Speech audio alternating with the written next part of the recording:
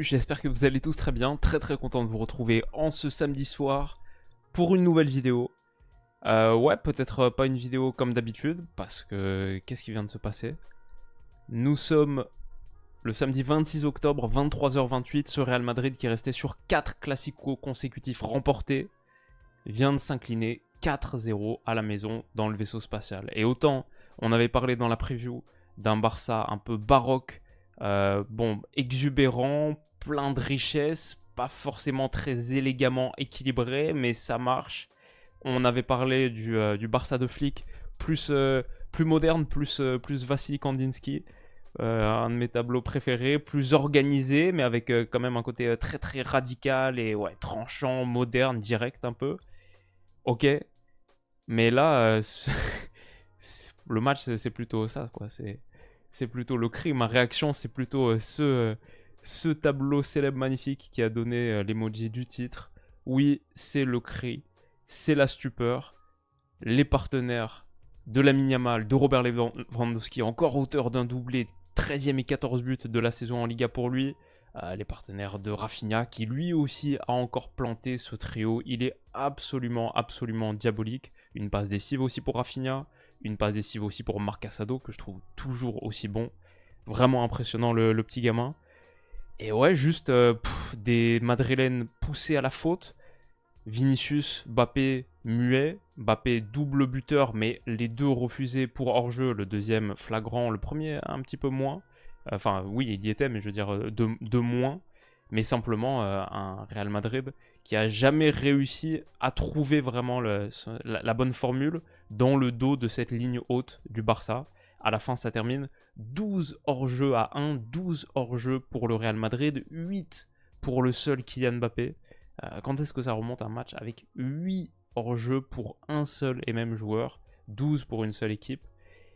Un Real que j'ai trouvé techniquement emprunté aussi, pas très élaboré, pas très bon, mais il y a vraiment quelque chose à redire, je pense, de l'approche de Carlo Ancelotti et l'approche qui va au-delà de ce match, mais même de la saison en entier. Ouais, on avait parlé de analyser ce match contre Dortmund. Ils étaient revenus avec la confiance, avec voilà, le fait que c'est le Real Madrid, avec la qualité technique extraordinaire qu'ils peuvent empiler sur les postes offensifs, avec la folie dans laquelle ils sont capables de faire basculer les matchs au Santiago Bernabéu. Mais là ils ont vraiment été exposés. C'est pas assez. Et ce sera pas assez cette saison de produire uniquement ça. Bon, malheureusement, mon logiciel de capture a fait défaut. J'ai la première heure qui a sauté là, quasiment les 55 premières minutes. J'ai pas les images, donc bon, ce sera pas de l'analyse tactique aussi approfondie que d'habitude. Mais voilà, les longs ballons Militao, Vinicius, dont on a beaucoup parlé contre Dortmund, ce jeu extrêmement direct sur la phase de préparation, quasiment aucune séquence qui passe par le milieu de terrain, c'est trop pauvre, c'est pas assez. Et aussi sur la phase défensive, je dirais pour le Real Madrid, être comme ça dans ce 4-4-2, mais en vrai qui est vraiment du 4-4-0, parce que ni Mbappé ni Vinicius sont capables, par exemple, de bloquer un mouvement intérieur de Casado comme ça. Barça beaucoup plus fluide, difficile à contenir, mais quand je vois une petite course comme ça, de Casado entre les deux, et Mbappé qui tout de suite abandonne, c'était facile pour le Barça de trouver du jeu intérieur, et en plus, avec les déplacements de joueurs comme Pedri entre les lignes, de Rafinha entre les lignes, et Lewandowski qui peut toujours menacer la profondeur, et Lucas Vazquez qui n'est pas Dani Carvajal, et même contre Dortmund ça avait déjà coûté les deux premiers buts, une ligne de 4 qui ne sait pas exactement comment s'aligner, celle-ci qui est vraiment prise dans le no man's land parce que livrée à elle-même et Casado dans un fauteuil. L'approche défensive du Real Madrid me semble pas suffisante non plus. Dans un match où tu t'es plié 4-0 par ton grand rival, forcément, il y a beaucoup de choses à redire. Mais voilà, pour moi, c'est un match qui est évidemment hautement significatif pour un Barça qui n'avait pas gagné de Classico la saison dernière, toutes compétitions confondues, qui vient donc de battre Séville 5-1, le Bayern 4-1, le Real 0-4 chez eux, et avant ça, des victoires 5-0, 3-0, un Barça qui est à quoi en Liga, qui prend désormais 6 longueurs d'avance sur les Madrilènes, 17 buts d'écart, une différence de but de 27 pour le Barça, 10 seulement pour le Real. Donc ouais, plus 6 points et plus 17 goal average. Ils ont 7 points en réalité d'avance, cette vraie longueur. Bah, c'est une victoire hautement significative pour eux, bien sûr. Le Real était sur une série de 42 matchs sans défaite en Liga. Le record, c'était le Barça avec 43. Donc ce record-là est aussi repoussé, conservé. C'est une victoire significative pour le Barça, mais c'est aussi une défaite qui marque, je pense, un tournant dans l'approche de ce Real Madrid. Ce qu'on a vu et même ce qu'on voit du coup depuis le début de saison, masqué par plutôt des bons résultats. Mine de rien, c'est la première défaite du Real cette saison en Espagne. Bah, tu vois que contre les gros, ce sera pas suffisant. Dans les gros matchs, je sais pas, par exemple, le Real joue, bon là c'est Milan, mais par exemple Liverpool dans pas si longtemps. Ouais, tu dis dans ces gros matchs-là, ce sera pas suffisant pour aller gagner un titre cette saison, un titre majeur. Ce sera pas suffisant. Et ouais, juste une démonstration de force, une humiliation. Lewandowski est top, la qualité de son jeu en profondeur, de finition aussi. J'ai trouvé que sur les 2 buts, cette frappe extérieure de surface, il la touche qu'une seule fois hein, sur la passe de Casado. C'est juste ce contrôle-là pour se l'amener. Et après, il la touche plus jusqu'à sa frappe extérieure de surface parfaitement placée hors de portée de Lunin. Franchement, Lewandowski, il est vraiment sur un nuage. Comme on a dit, 14 buts en 11 journées de Liga pour lui. Et aussi la tête, j'ai pas l'image, je l'ai peut-être, je suis allé la chercher sur Twitter. Ouais, la tête là, comme ça, croisée, décroisée, à 8-9 mètres, mais parfaitement ras du montant, elle est sublime aussi. Ouais, lui, il est vraiment absolument en feu, à l'image d'un Barça qui est au 7e ciel. C'est assez fort ce qu'ils sont en train de faire. Et ils ont à la fois un jeu de préparation qui est beaucoup plus étoffé que leurs rivaux madrilènes, mais ils avaient aussi un jeu direct où Lewandowski, encore une fois, un petit peu comme ce qu'on a vu saison dernière contre le PSG, face à Beraldo, il est capable de déménager son vis-à-vis. Rafinha, la qualité de la première touche aussi, voilà, c'est sur l'action qui amène le 3e but. Cette frappe, pied droit de Lamine Yamal, en plus je trouve que c'est ça, le Barça, chaque match nous surprend sur des choses un petit peu différentes, et par exemple, Yamal, pied droit, je sais pas s'il a marqué beaucoup de buts dans sa carrière pied droit, mais ça, en plus en angle fermé comme ça, sous la barre, elle est assez hardcore. Je savais pas qu'il avait un aussi bon pied droit. Et après, bien sûr, il y a l'inévitable, le but de Rafinha. Mais moi, ce qui m'a choqué, c'est que même avant le 4-0, je trouve le Barça beaucoup plus proche d'aller mettre le 4e que le Real de revenir dans ce match. Et pourtant, c'est le Real qui est censé être dans le money time, l'équipe ultime, que t'imagines tellement piqué au vif, humilié, voilà, une envie très forte de réagir. Et pourtant, c'est là du coup je pense qu'on a vu leur infériorité tactique criante dans ce rapport de force. Et ça montre qu'il y a quelque chose à corriger absolument parce que tu es en train de perdre 3-0 à la maison, il reste 10 minutes. Et pourtant, c'est le Barça qui a les meilleurs mouvements, c'est le Barça qui a les meilleures séquences, et c'est le Barça qui est beaucoup plus proche, comme sur ce petit mouvement intérieur de Lamine Yamal. Frenkie de Jong, là, son centre, il est repris par Militao, mais c'est le Barça qui a les meilleurs mouvements. Et du coup, pour moi, c'est pas très surprenant que, par exemple, Dani Olmo, sur son entrée, a trouvé encore des très bons intervalles par la passe.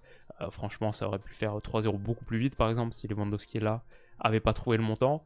Mais ouais, juste sur des choses comme ça, où... Franchement, Inigo Martinez, là, il n'est pas du tout serré par Vinicius. Très facile pour lui de progresser sans opposition. Et à la fin, juste cette ligne-là, Mendy, Rudiger, Militao, Lucas Vazquez, ça c'est la ligne de 4 du Real. Ça c'est le 4-4-2 sans ballon du Real. Ouais, en ayant laissé progresser Inigo Martinez tranquille, qui peut mettre son petit ballon par-dessus, pour Rafinha, dont on connaît la qualité d'appel dans la profondeur, on connaît la qualité de sa première touche. C'est à la fois des erreurs criantes, basiques, mais une désorganisation totale du Real Madrid, dont le Barça non seulement a su profiter, mais que le Barça a su générer, juste parce que c'est un Barça qui est spectaculaire en ce moment. Et après, niveau finition, voilà, Rafinha, parfait, le petit ballon par-dessus. Enfin, il n'était pas parfait, ça se joue à pas grand-chose, mais c'est encore un but, encore un moment décisif pour Rafinha, un but, une passe D donc sur ce match. Il poursuit sa série splendide, et cette image à la fin que je vous ai prise juste parce que image qui illustre la non-performance offensive du Real, avec, comme on a dit, 12 hors-jeu, 8 de Mbappé. Ils n'ont jamais su profiter de cette ligne haute, comme le Bayern avait réussi à le faire pendant 20 minutes au dernier match, où je trouvais le Barça un petit peu fébrile. Là, franchement, Ils ont vraiment réussi à tenir cette ligne haute. Et s'ils réussissent à ajouter ça à leur performance défensive, à leur arsenal défensif, s'ils réussissent vraiment à jouer le match dans la moitié de terrain adverse systématiquement et à ce que cette dernière ligne soit tellement bien synchronisée, comme on a fait une vidéo sur Puyol par exemple. On a parlé de ce grand Barça de l'époque, sa capacité de pression. C'était pas seulement parce qu'ils étaient intelligents dans la moitié de terrain adverse, mais c'est parce qu'il y a une coordination de cette dernière ligne, notamment avec la communication Piqué-Puyol, j'ai mis dans cette vidéo, qui était spectaculaire. Bah là, le Barça renoue aussi avec ce principe-là de ligne haute, qui a réussi à mettre 12 fois le Real Madrid hors jeu. Parfois de pas grand-chose, mais dans l'ensemble, encore un match terminé, et cette fois sans encaisser le moindre but, pour une équipe qui est offensivement la meilleure performance, la meilleure équipe d'Europe.